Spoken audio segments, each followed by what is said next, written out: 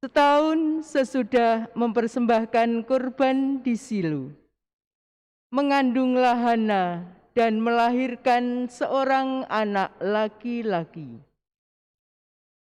Anak itu diberinya nama Samuel, sebab katanya, "Aku telah memintanya dari Tuhan."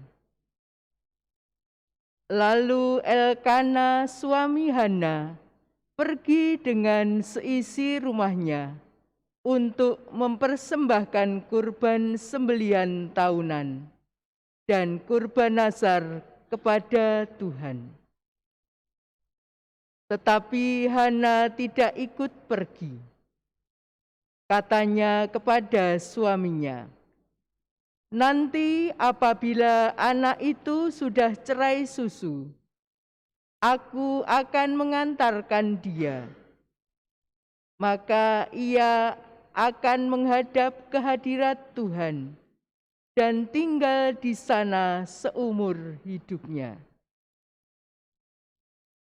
Setelah Samuel disapih oleh ibunya, ia diantar ke rumah Tuhan di Silo, dan bersama dia dibawalah seekor lembu jantan yang berumur 3 tahun, 1 eva tepung, dan sebuyung anggur. Waktu itu Samuel masih kecil betul. Setelah menyembelih lembu, mereka mengantarkan kanak-kanak itu kepada Eli. Lalu Hana berkata kepada Eli, "Mohon bicara tuanku. Demi Tuhanku hidup, akulah perempuan yang dahulu berdiri di sini dekat Tuhanku untuk berdoa kepada Tuhan. Untuk mendapat anak inilah aku berdoa. Dan Tuhan telah memberikan kepadaku apa yang kuminta daripadanya.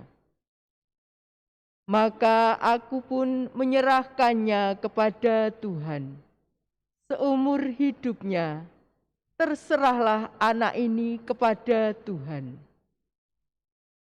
Lalu sujudlah mereka semua menyembah Tuhan. Demikianlah sabda Tuhan. Syukur kepada Allah.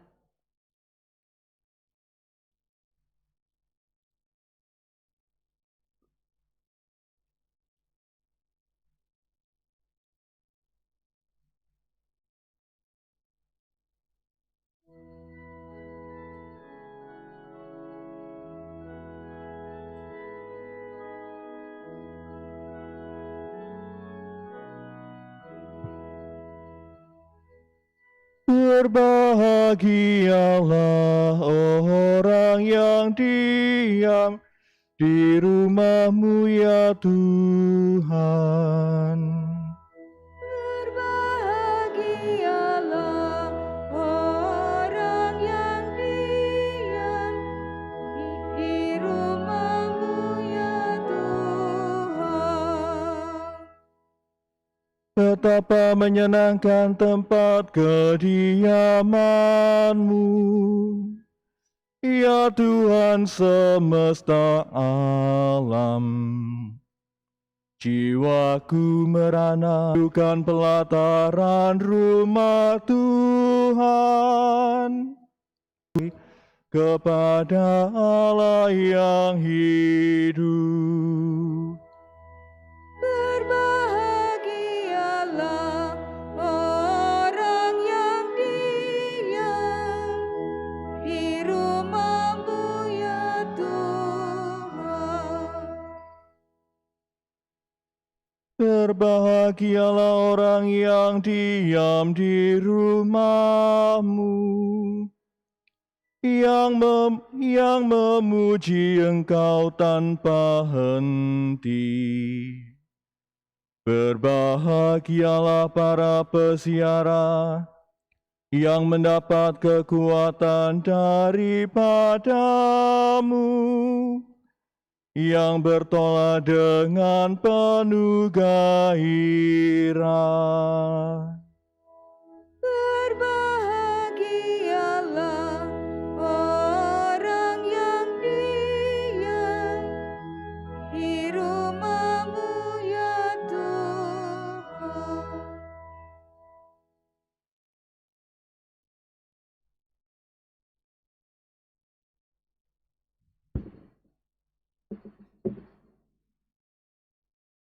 Bacaan dari surat pertama Rasul Yohanes. Saudara-saudara terkasih, lihatlah betapa besar kasih yang dikaruniakan Bapa kepada kita, sehingga kita disebut anak-anak Allah. Dan memang kita adalah anak-anak Allah. Karena itu dunia tidak mengenal kita, sebab dunia tidak mengenal Allah. Saudara-saudaraku yang terkasih, sekarang kita adalah anak-anak Allah, tetapi belum nyata bagaimana keadaan kita kelak. Akan tetapi kita tahu bahwa apabila Kristus menyatakan dirinya, kita akan menjadi sama seperti Dia, sebab kita akan melihat Dia dalam keadaannya yang sebenarnya. Saudara-saudaraku yang terkasih, jikalau hati kita tidak menuduh kita, maka kita mempunyai keberanian penuh iman untuk mendekati Allah. Ia diam di dalam Allah, dan Allah di dalam Dia. Dan beginilah kita ketahui bahwa Allah ada di dalam kita, yaitu dalam Roh yang telah dikaruniakan kepada kita. Demikianlah sabda Tuhan.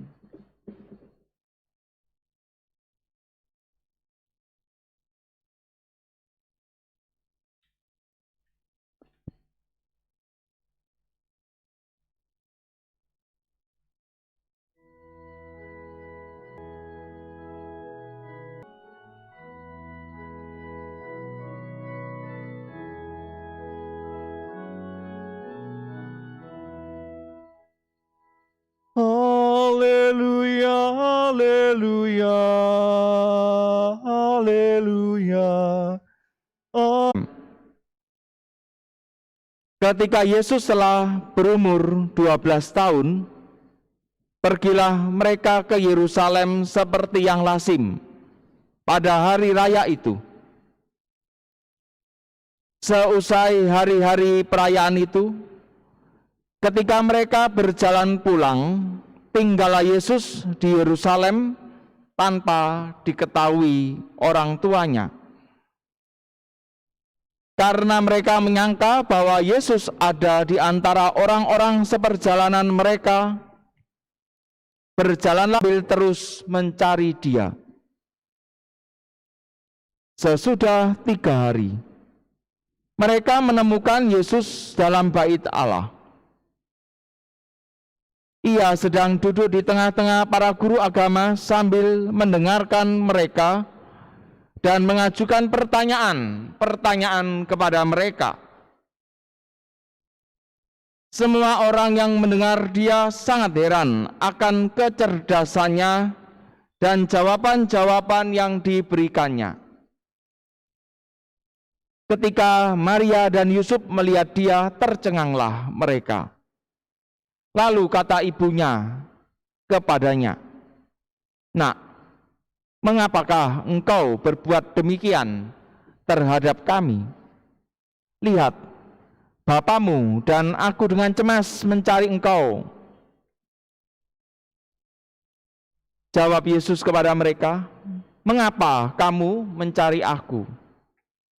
Tidakkah kamu tahu bahwa aku harus berada di dalam rumah Bapakku? Tetapi mereka tidak mengerti apa yang dikatakan Yesus kepada mereka. Lalu Yesus pulang bersama-sama mereka ke Nazaret. Ia tetap hidup dalam asuhan mereka. Maria pun menyimpan semua hal itu di dalam hatinya. Yesus makin dewasa dan bertambah hikmatnya. Ia pun makin dikasihi oleh Allah dan manusia. Demikianlah sabda Tuhan. Terpujilah Kristus.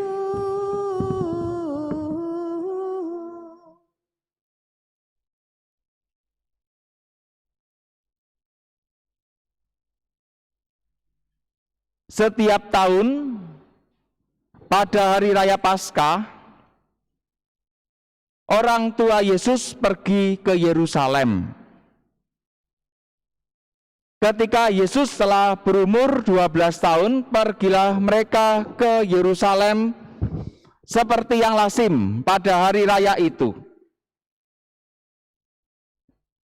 Lalu Yesus pulang bersama-sama mereka ke Nazaret. Ia tetap hidup dalam asuhan mereka. Saudara-saudari yang terkasih dalam Kristus, kita hari ini dalam pesta keluarga kudus merenungkan bersama-sama apa arti pentingnya keluarga dalam mendidik anak-anak. Yesus hidup di dalam keluarga. Yesus hidup di dalam lingkungan keluarga yang bisa menumbuhkan imannya. Katakan Yesus kemudian di bagian akhir katakan Yesus makin dewasa dan bertambah hikmatnya. Ternyata Yesus pun sebagai manusia juga dididik di dalam keluarga, di dalam lingkungan yang bisa menumbuhkan imannya. Saya beberapa kali mendapati lansia-lansia yang anak-anaknya sudah tidak Katolik lagi. Banyak sudahan. Kita bisa merenungkan bersama apa arti sebenarnya berhubungan dengan sekolah Katolik. Apa artinya sekolah Katolik berdiri di sebelah gereja?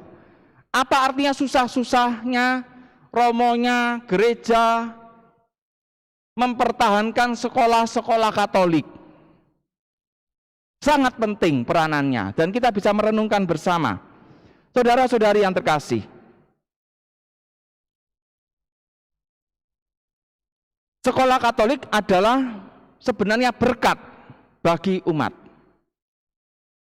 Sekolah Katolik ini milik umat sendiri sebenarnya, milik kita bersama.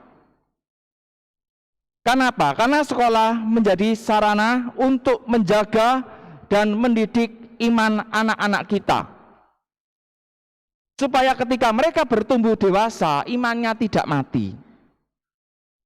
Karena iman kita tahu imannya benih, iman itu benih.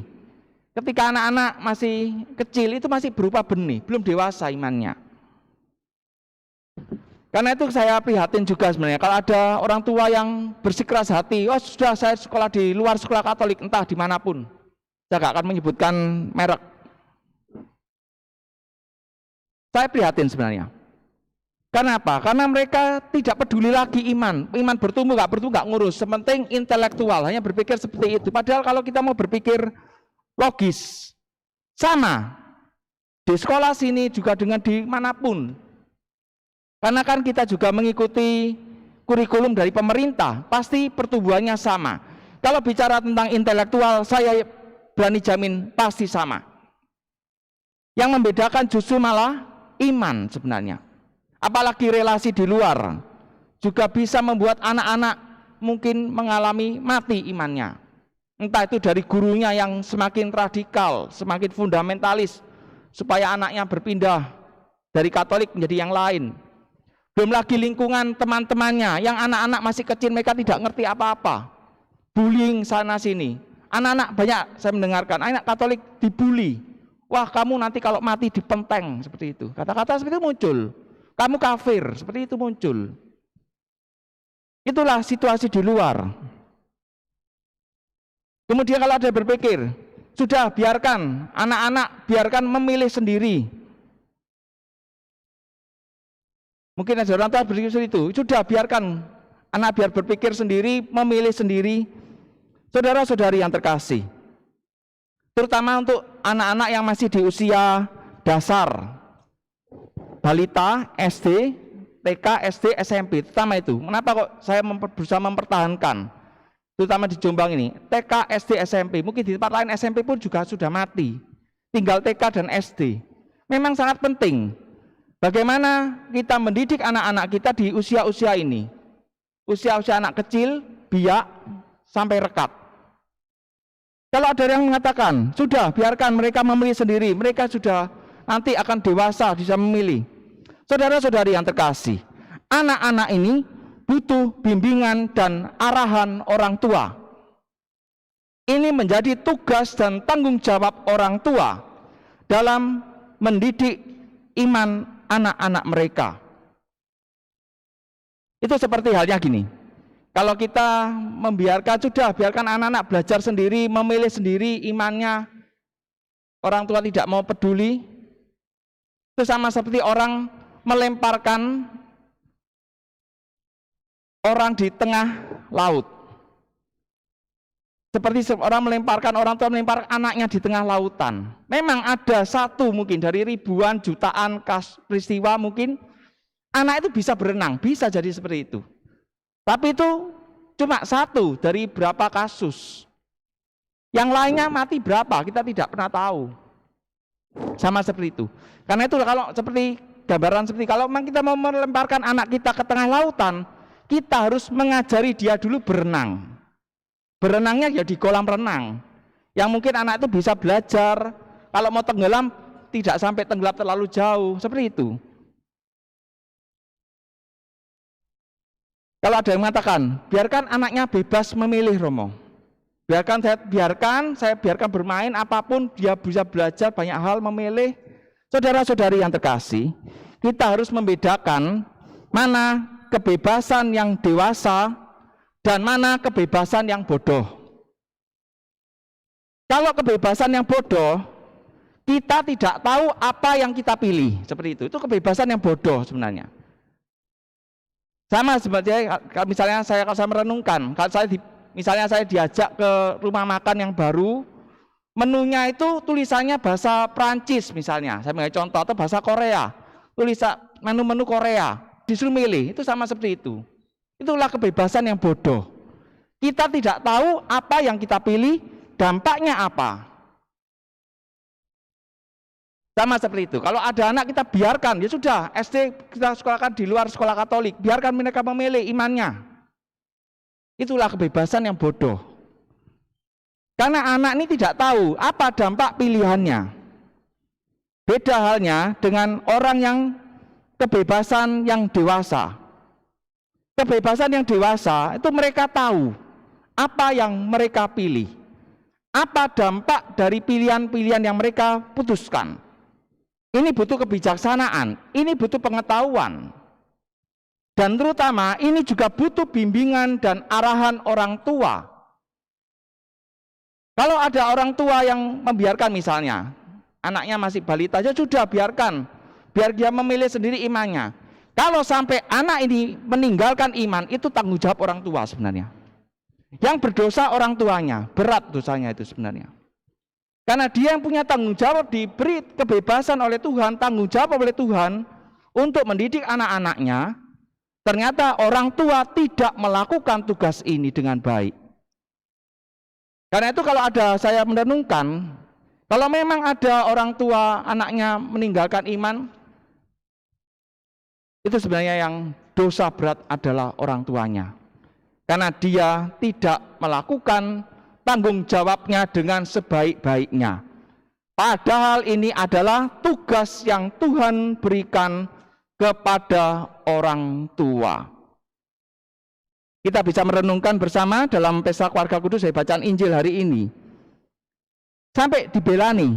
Yosef dan Maria mencari Yesus. Loh, andai kata Yesus sudah dewasa, biarkan saja. Tapi ternyata dikatakan